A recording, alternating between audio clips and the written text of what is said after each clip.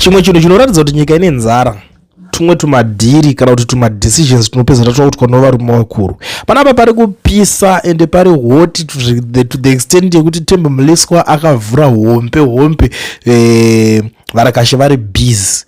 Varakashi vari kushaya pekubata, Varakashi vari kushaya pekutangira nepekuperera. Nyaya iri panapa yakadai so. Themba Mliswa akabuda achiseka uye chivhayo achiti unganditi nini ndiri bhuru rinorima vakadzi asi iwewe une katractor kakadai kadikiriki zvikanzi isu tine mazitractor mazihombe kuti anoita kuvhura kutsemura achipinda achienda akadai. Katractor kako kadikidiki akakwanisa kurima vakadzi ndosaka wakatizwa nemukadzi ndowanga ari mashoko aThemba Mliswa. But panapa vedu weka pari kupisa Varakashi vave kudefenda kanosho kacho kakataurwa kanosho kekatractor kadikidiki.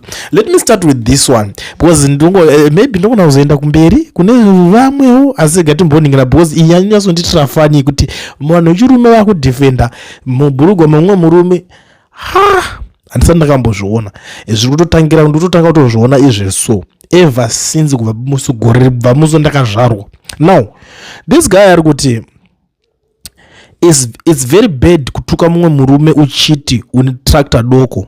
Musati makamborarana sewiki newe imi mukapima gejo ravo uye chakakosha kuti mukadzi aweta here not zvekubaya chibereko. South Africans haatodzide dzakaita seyenyu iyoyo.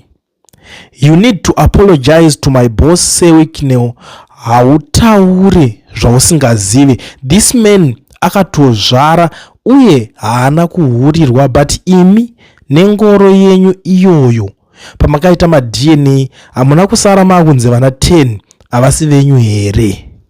Pamwe gejo renyu raingorasa mvura mileage yahwanda sabhuku huturu hapachina kuhurirwa zvekusvika pakuitirwa vana but sewiknewo havana kuhurirwa because mukadzi wavo aitonakirwa uye kugutsikana navo. Don't judge a book by its cover.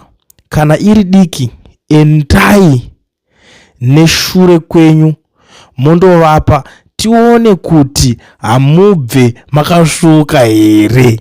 Makabhaiza pfekai apology jazz musatamba nemapostori kare kwedu mungadai marohwa nezvishiri.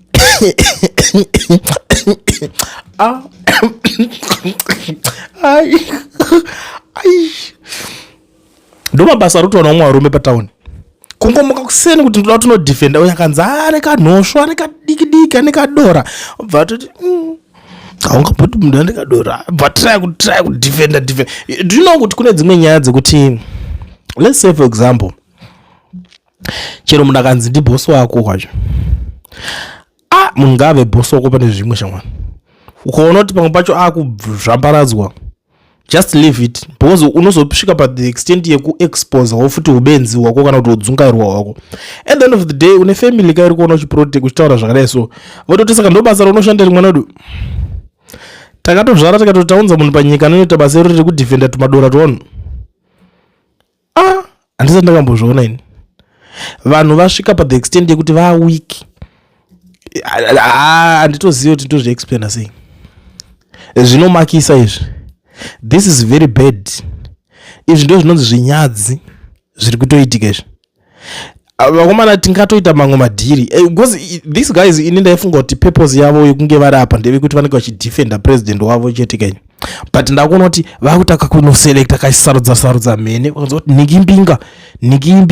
nikimbinga vakungonota se vakusheyana magrupu vachienda vakadaro. It's sad. Zvinonzwa tsitsi izvi vakomana zvimwe tingataura tikasimbisana tikadii asi izvi zviri panapa izvi mashura chaiwo aya zvemubhurugwa mumwe murume hazvina nidhi kuti uswere uchinodefenda vakadzi vake vacho ivavo ngavadefende ndo vanodya mubhurugwa make imomo ndo vanoraramira mubhurugwa make imomo.